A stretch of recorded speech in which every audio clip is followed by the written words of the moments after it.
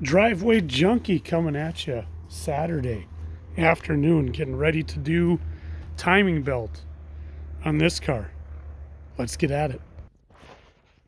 When I first got this car in 2018, I picked it up with 192,000 miles on it.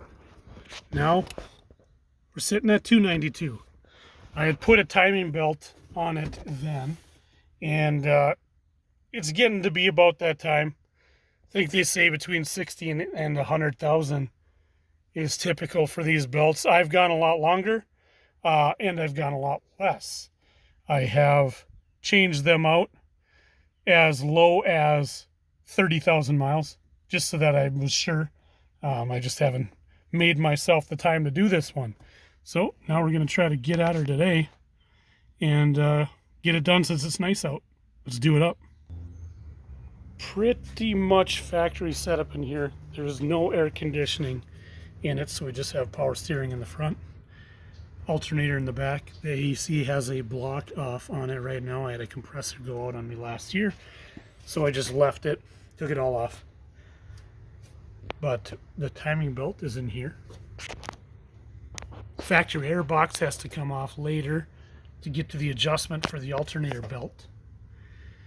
So we will get to the stuff on the front and get this disassembled here. We'll start with that first. Power steering pump unbolted. Just 3 bolts, 2 on this bracket, 1 here. Loosen this one up and it comes off of a notch. Set the power steering pump to the side. Now we'll have to jack it up to get the harmonic balancer off. All right, harmonic balancer is off. Had to use this special 3-jaw puller. That is off now. Next we'll work on this motor mount. Unbolting this motor mount and supporting the engine so we can get the cover off. 5 bolts holding the motor mount in. Now that's out. We can get to this timing cover.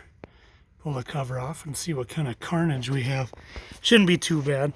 I got to it before the belt shredded or anything, but we'll definitely take a look and see if there's any cracks. Here's the motor mount. Cover is off. And there are cracks in the belt. Definitely due for a change. It's a good thing I'm here.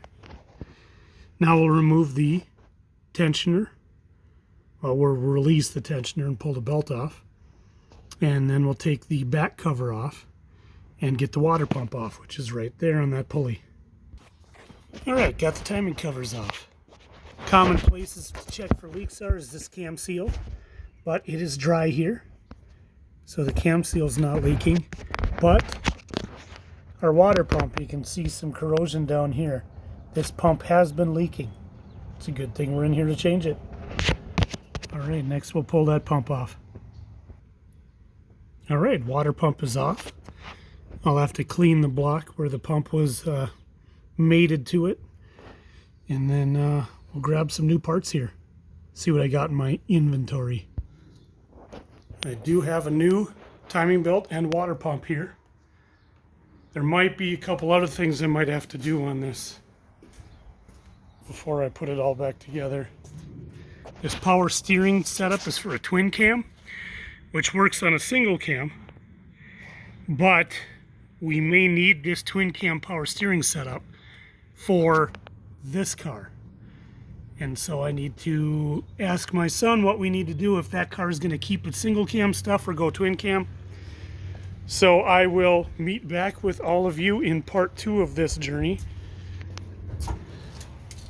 This has the single cam setup on it. I might just pull it out of here and swap it with the other car. All right, we'll meet you all back in part 2.